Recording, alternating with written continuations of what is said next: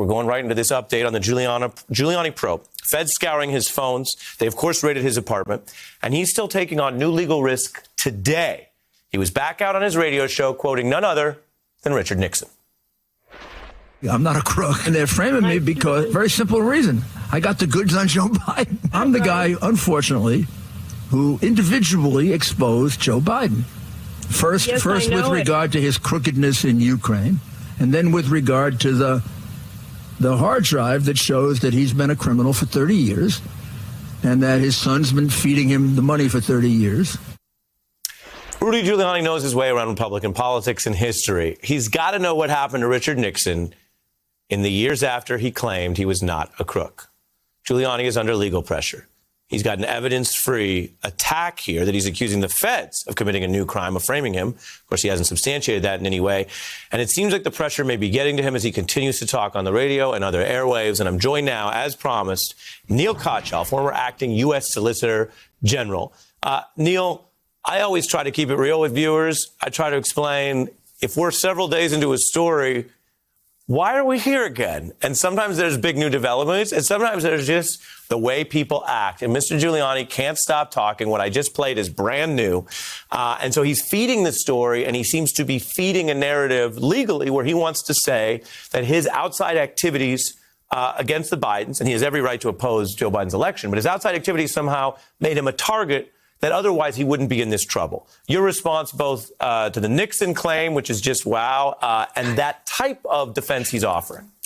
Yeah, so here's why it's important, Ari, for our viewers. First, it says a lot about Rudy and Rudy's trajectory. I mean, this is a guy who's gone from being the top prosecutor in New York to being treated as a common criminal and investigated by the very office he used to run.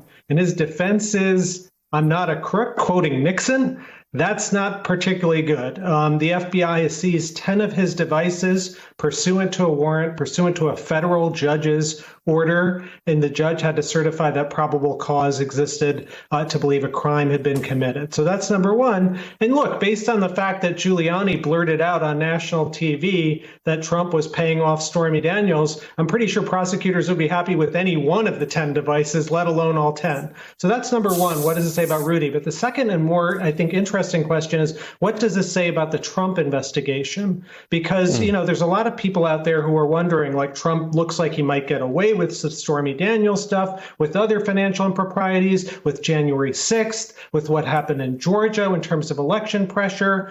And Ukraine as well. And here now you've got the government investigators with a close confidant of the president who in potentially very serious crimes that Rudy Giuliani has committed. And Rudy isn't exactly the most loyal person. So I think if you're Donald Trump, you're worried right now about what Giuliani knows and what he's going to say in exchange for a deal. Yeah, I think that all makes sense. And whether Giuliani is using the airwaves, and he has his regular radio show, of course, he can discuss what he wants on it, whether he's using that and other interviews to signal something to Donald Trump, and they remain fighting over allegedly legal fees and other things, is also a possibility. We've certainly seen other people in the Trump orbit do that. It apparently works better than calling him directly, so we've been told. With that in mind, though, Giuliani wasn't making, I would say, great linear sense in this next passage I'm going to play. Again, this is airing on MSNBC for the first time. It's brand new from the radio show. As Giuliani discussed, is how the feds want to get him, and a lot of different things come up. See if you can follow this, Neil. Are we a stupid people? Can you figure why would the Chinese Communist government invest over $1 billion in an investment fund with Whitey Bulger's nephew, Hunter Biden, and John Kerry's stepson? Does it really take that much to figure it out? And can you now figure out why they're trying to put me in jail? Because I'm the only one willing to say that. Neil?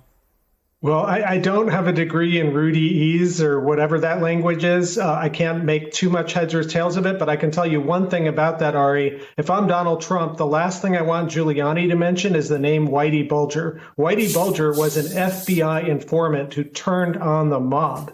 That mention can't be good comfort for Trump right now. And Giuliani mentioned it, I think, because he's saying Hunter Biden worked at a firm with Bulger's nephew or something like that. And if I'm Rudy Giuliani, the last game I want to be playing right now is guilt by association, since Rudy's encountered more criminals in the last 4 years than I think he has in his entire prosecutorial career. But I think all of this, Ari, is getting bundled into this whole question. Giuliani, and I think this is why he's doing these interviews on TV and radio, is he's trying to get Donald Trump to pay his legal bills. And, count me a skeptic. With all due deference to America's mayor here, Donald Trump doesn't pay his own legal bills. You think he's really going to pay someone else's? Right. As they say, crime doesn't pay, and apparently neither do criminals. And given the quality of Rudy's work product, from, Four Seasons landscaping to what he did with Stormy Daniels to his election filings over the fall in court, I wouldn't be surprised if Donald Trump actually releases a statement demanding payment from Giuliani.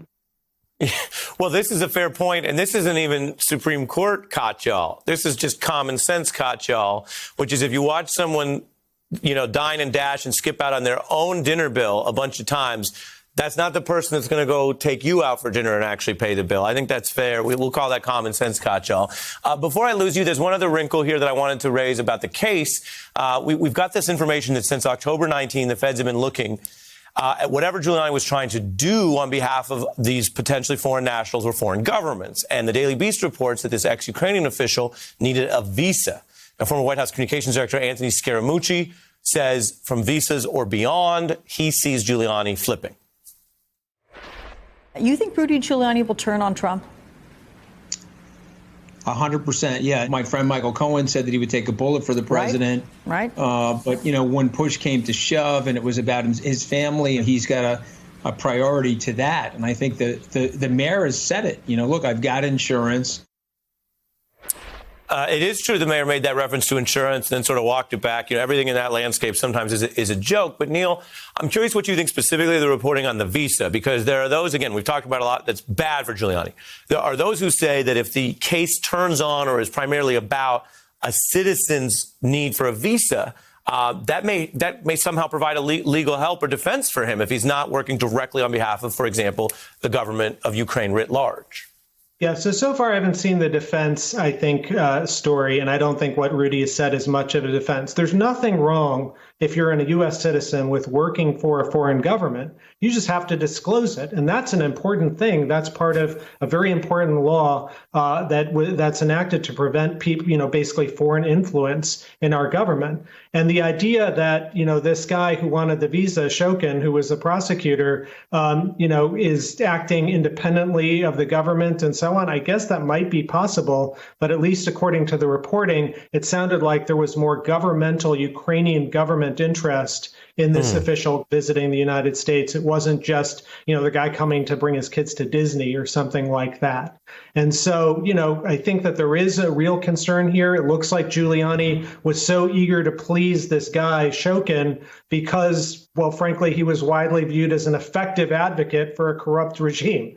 And so that's why the ambassador our U.S. ambassador, Yovanovitch, tried to prevent that visa. And unfortunately, she was fired. All part of a really nefarious thing, which the feds will investigate and get to the bottom of now. Well, and as you explained, a visa could sound small if it's a work visa, marriage visa over here, or it could be something very big if, as you say, there's a whole country behind it that's got other foreign policy interests with the U.S. So visa as a term might be misleading here. Of course, if there are charges, that's the kind of thing I would expect to be litigated out. Neil Katyal, always great to have you here at the top of our broadcast. And I'll remind everyone, you can go to msnbc.com/opening arguments for this and other segments with our solicitor friend. Hey, I'm Ari Melber from MSNBC. You can see more of our videos right here, or better yet, subscribe to our YouTube channel below. You could have been anywhere in the world, but you're here with us, and we appreciate that.